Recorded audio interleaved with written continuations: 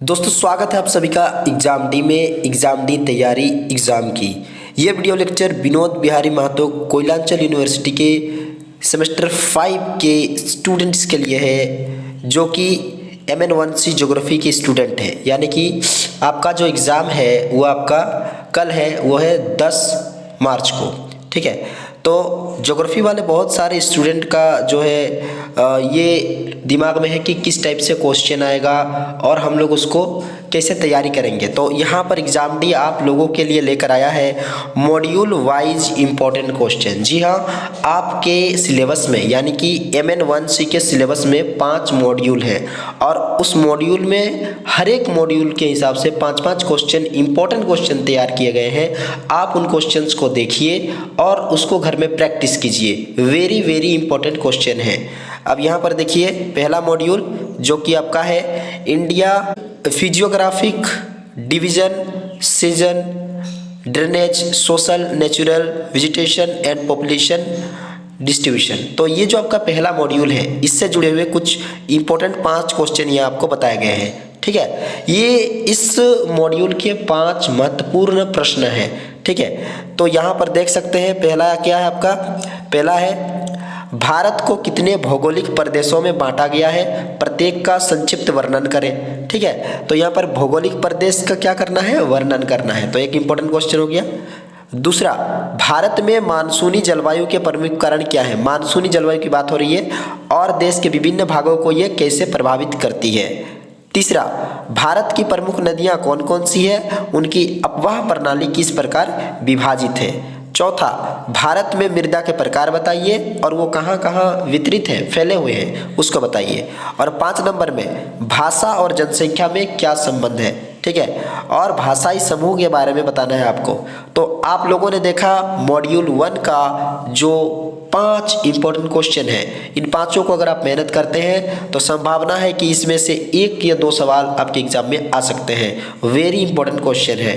आगे बढ़ते हैं मॉड्यूल 2 की तरफ। इन क्वेश्चन को आप लिख के नोट करके रख लीजिएगा। आपका मॉड्यूल 2 रहा ये वाला।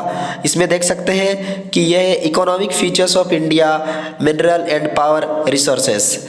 तो यहाँ पर पहला जो आपका है, भारत में लौह अयस्क के प्रमुख उत्पादक राज्य कौन कौन से हैं, इसका औद्योगिक उपयोग कैसे किया जाता है। प्रमुख उत्पादक राज्य लौह अयस्क मतलब लोहा के प्रमुख उत्पादक राज्य की बात हो रही है और इसका उपयोग कैसे किया जाता है उसकी बात हो रही है। कोयला खनन क्षेत्रों का वितरण भारत में कैसे किया गया है, इसके आर्थिक महत्व को समझाइए। यानी कि भारत में जो कोयला खनन का क्षेत्र है, ठीक है, वो जो है उसका वितरण कैसा है, इसके आर्थिक महत्व को समझाइए। ठीक है, तो चूंकि धनबाद कोयला के लिए फेमस है तो आप लोग इसको अच्छे तरीके से लिख सकते हैं। तो इस क्वेश्चन पे थोड़ा फोकस कीजिएगा। इसके बाद है भारत में पेट्रोलियम प्राकृतिक गैस के प्रमुख स्रोत कहाँ स्थित है और इनका उपयोग किन किन क्षेत्रों में किया जाता है। क्या पूछ रहा है, पेट्रोलियम और प्राकृतिक गैस के प्रमुख स्रोत कहाँ कहाँ हैं। आगे बढ़ते हैं, 3 सवाल हो गए। चौथा 5वां सवाल आपके सामने है। चौथा सवाल बोल रहा है नवीकरणीय और गैर नवीकरणीय ऊर्जा संसाधन के बीच अंतर बताना है। ये तो आप लोगों ने कक्षा 10वीं में कर लिया होगा। नवीकरणीय जिसको नया कर सकते हैं, अनवीकरणीय जिसको दोबारा नहीं बना सकते। खनिज और ऊर्जा संसाधनों का पर्यावरण पर क्या प्रभाव पड़ता है, इसके समाधान के लिए कौन कौन से कदम उठाए जा सकते हैं। वेरी इंपॉर्टेंट खनिज संसाधन वाला। अब आगे बढ़ते हैं मॉड्यूल 3। इसमें है एग्रीकल्चर प्रोडक्शन और इंडस्ट्रियल कॉरिडोर्स ऑफ इंडिया। तो यहाँ पर आता है आपका भारत में चावल का उत्पादन। ठीक है, तो भारत में जो चावल के उत्पादन के लिए अनुकूल जलवायु है और उसकी भौगोलिक परिस्थिति है उसको बताना है।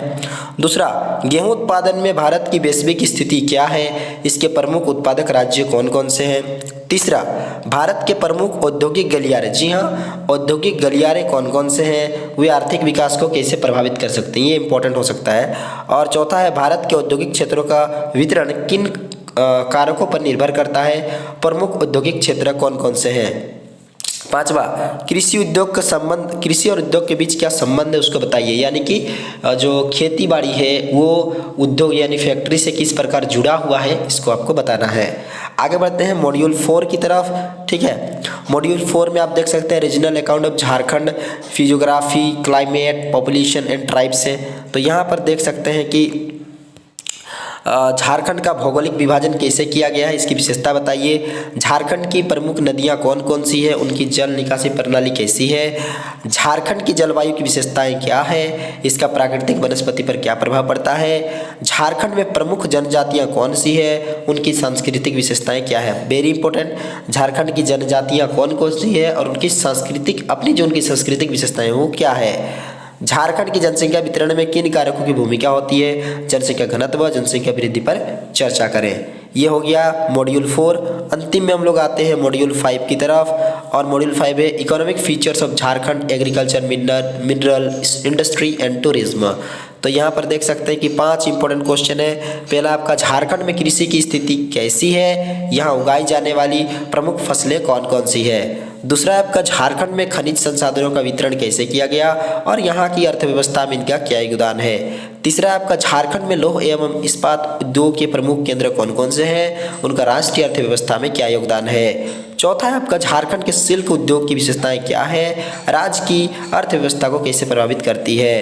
पांचवा है आपका, झारखंड के प्रमुख पर्यटन स्थल कौन कौन से हैं, पर्यटन राज्य की आर्थिक वृद्धि को किस प्रकार सहायक हो सकती है। तो यह पर्यटन के बारे में बताना है।